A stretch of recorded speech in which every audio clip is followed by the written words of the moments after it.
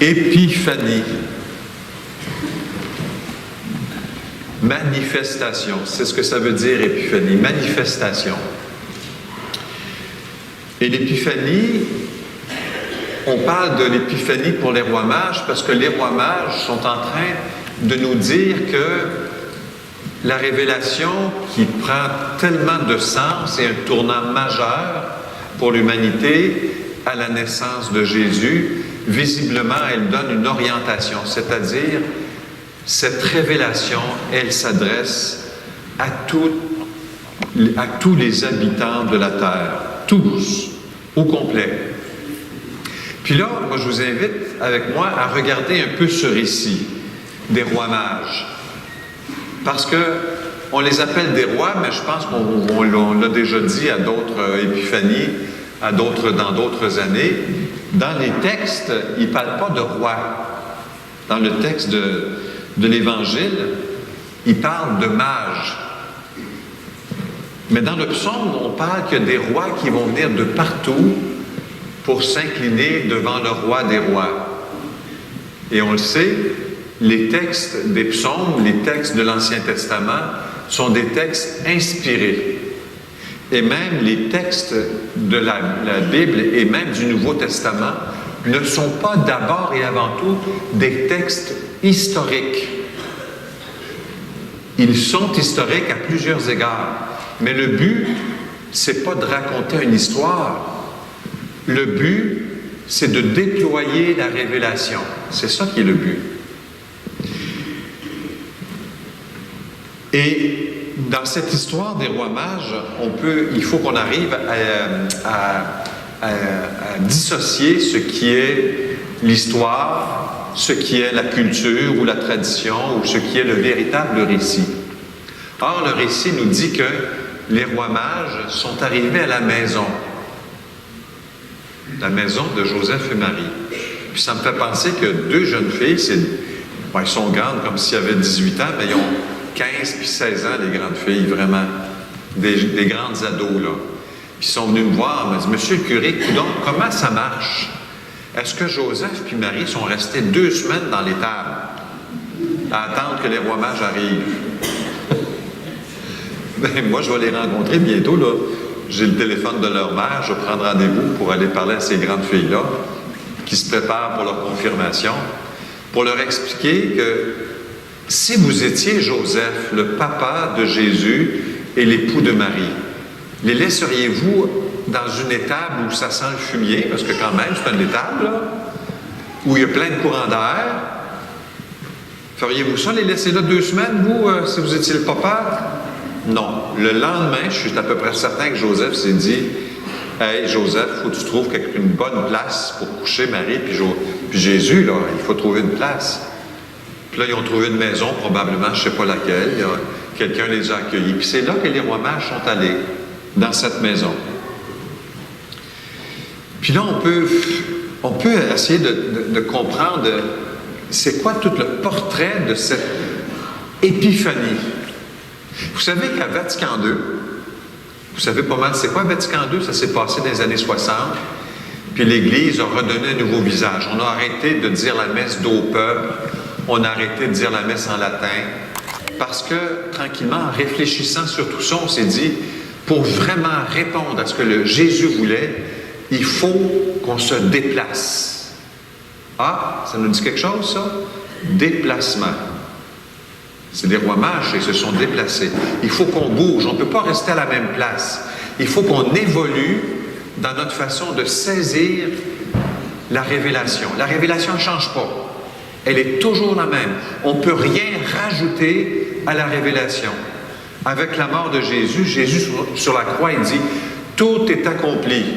Ça veut dire, pouf, il vient de mettre un point là. La révélation, elle est toute là.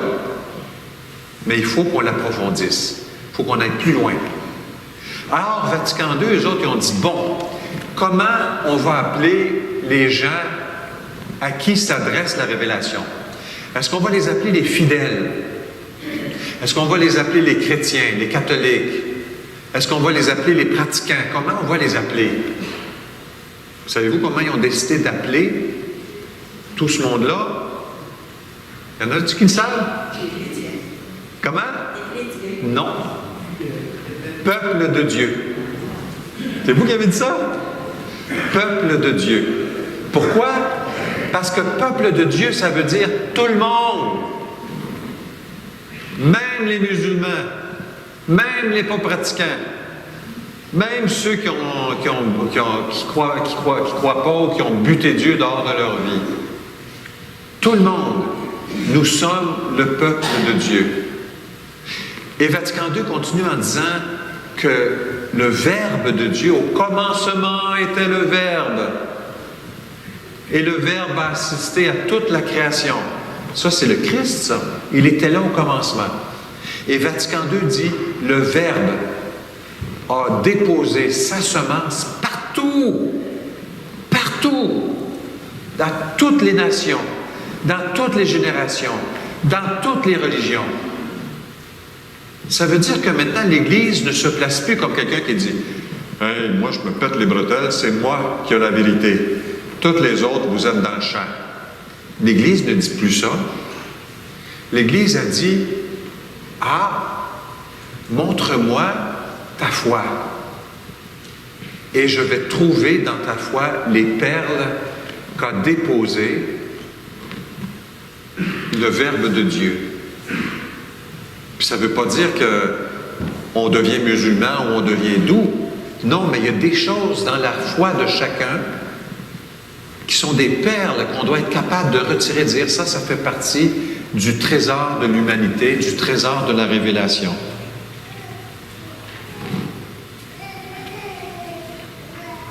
Alors, il n'y a plus leur Dieu et notre Dieu. Il n'y a qu'un Dieu. Il n'y a qu'un Dieu. Puis on le sait, il n'y a pas d'autre Dieu. Si Dieu existe, par définition, il y en a un. Alors on ne peut pas dire « toi, ton Dieu ». Non, c'est notre Dieu. Il faut que ce soit, ça rentre dans notre langage. Aujourd'hui, les mages, l'histoire nous raconte que les mages sont partis de loin. Puis on va regarder ensemble qu'est-ce qui s'est passé pour les mages, qui sont des gens qui avaient peut-être jamais entendu parler du peuple juif, du peuple qui portait la révélation que Dieu avait choisi parmi tous les peuples pour être ceux qui allaient porter la lumière à toutes les nations. Alors eux sont dans leur pays un peu lointain, peut-être étaient-ils de différents pays, je ne sais pas, puis tout à coup ils se sont rencontrés sur le chemin. Qu'est-ce que tu fais là? Ben moi j'ai vu une étoile. Ah oui, toi aussi? Qu'est-ce que tu fais avec cette étoile-là? Ben pour moi ça veut dire ça. Ah oui? Ben moi aussi, puis là on s'en va tout à la même place. Puis ces mages, mage qui veut dire savant au fond, des gens qui sont sages, sont partis de chez eux. Qu'est-ce qui s'est passé? D'abord, la première étape, ils ont regardé à l'intérieur. Puis ils ont constaté à l'intérieur qu'il y avait un vide. Est-ce qu'on est capable de faire ça, nous autres? Est-ce qu'on est capable de regarder qu'il y a quelque part en nous quelque chose qui manque? Si on est capable de voir que quelque chose, puis d'accepter humblement qu'il y a quelque chose qui manque en nous, ça veut dire qu'il y a de l'espace pour recevoir le Dieu d'amour, pour recevoir le Christ. Avez-vous faim? Là, je ne parle pas des saucisses qu'on va manger ce soir, ni de la tourtière, là.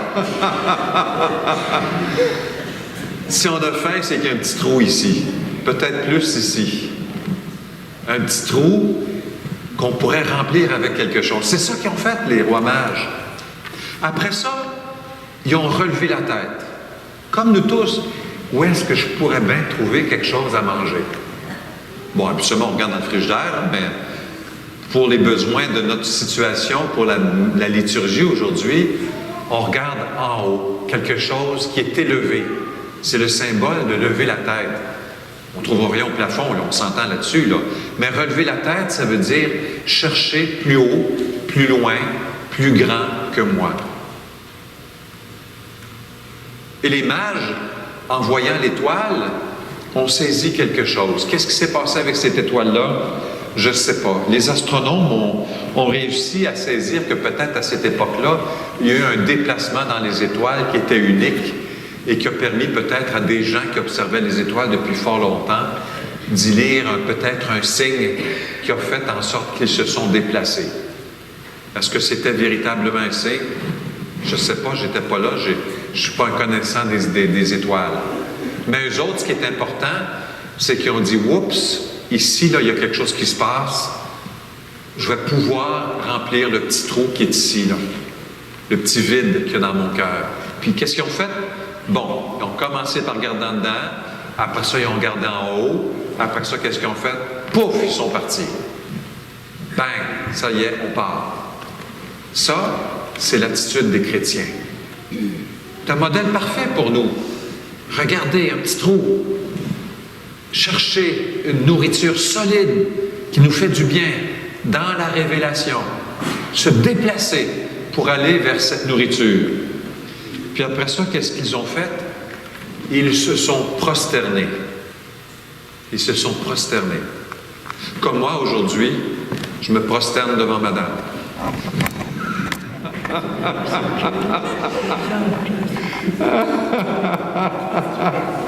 Pourquoi je fais ça?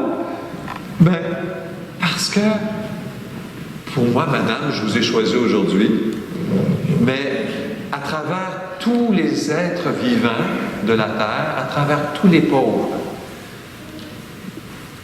on est capable de voir le Christ. On est capable de voir celui devant qui les mages se sont prosternés. Ils ne se sont pas prosternés devant la grandeur. Ils ont vu un petit bébé quasiment tout nu, qui avait froid ben là, c'est vrai qu'il n'était plus dans l'étable. Je viens de vous dire qu'il n'était plus dans l'étable. Il faut que je sorte de l'étable, moi aussi. Ils étaient dans une maison, mais tout petit, fragile. Un Dieu qui s'est fait petit enfant, fragile comme tout. Vous, madame, est-ce que vous êtes fragile? Elle me dit, c'est sûr. Nous autres, on est tous très forts, hein?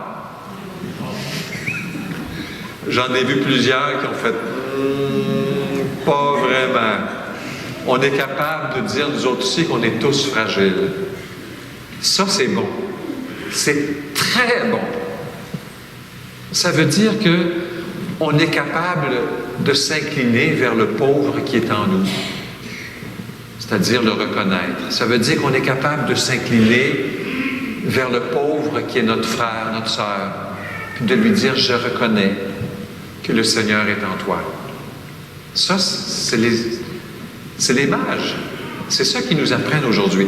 Tout à l'heure, on va aller communier. J'en ai vu plusieurs, là, ici, aujourd'hui, ils sont arrivés à l'église, là, puis ils ont fait une génuflexion à la présence de Dieu dans l'église. Soit à l'hôtel, moi j'ai fait un petit salut, ou encore, vous voulez le tabernacle? Ah, il est là. Excusez-moi, parce que j'ai 8 églises, là. Je suis toujours en train de chercher où est le tabernacle. On fait un petit salut au tabernacle parce que c'est la présence. Mais tout à l'heure, on va communier, hein? Puis où est-ce qu'il va être, le tabernacle, tout à l'heure? Il va être à plusieurs endroits. Bien là, on ne commencera pas à se faire un petit salut à tout le monde comme ça, là, parce que ça va avoir des fous. Mais profondément dans notre cœur, là, est-ce qu'il ne faudrait pas que quand on croise quelqu'un, on dise « Wow! Le Seigneur est présent dans la fragilité de cette humble personne devant moi. Je suis capable de le reconnaître. » Et en s'inclinant devant cette fragilité-là, savez-vous ce qui va se passer? Le petit trou vide ici, là, il va se remplir. Il va être nourri. C'est ça qui va se passer. Alors, je vous invite avec moi en cette fête des mages. C'est une belle fête, les mages. C'est une belle figure pour nous. De dire, moi, là, je m'engage cette année. C'est une résolution à long terme, là, puis vous n'avez pas besoin de faire des comptes à personne, là. De prendre la résolution de dire, moi, cette année, je veux me déplacer. Je veux me tourner vers l'autre. Je veux... Puis, savez-vous, qu'est-ce qu'ils ont fait, les mages? Ils sont revenus à la maison, hein? Mais ils n'ont pas pris le même chemin. Alors, je vais vous inviter aujourd'hui, là, symboliquement, vous allez retourner à la maison, faites un petit détour, sa rue d'à côté, juste pour que dans notre corps, à nous, aujourd'hui, on manifeste notre désir de prendre des chemins différents. C'est-à-dire, je vais sortir de ma routine, là, je vais aller un petit peu plus loin pour être de véritables témoins de Jésus. Amen.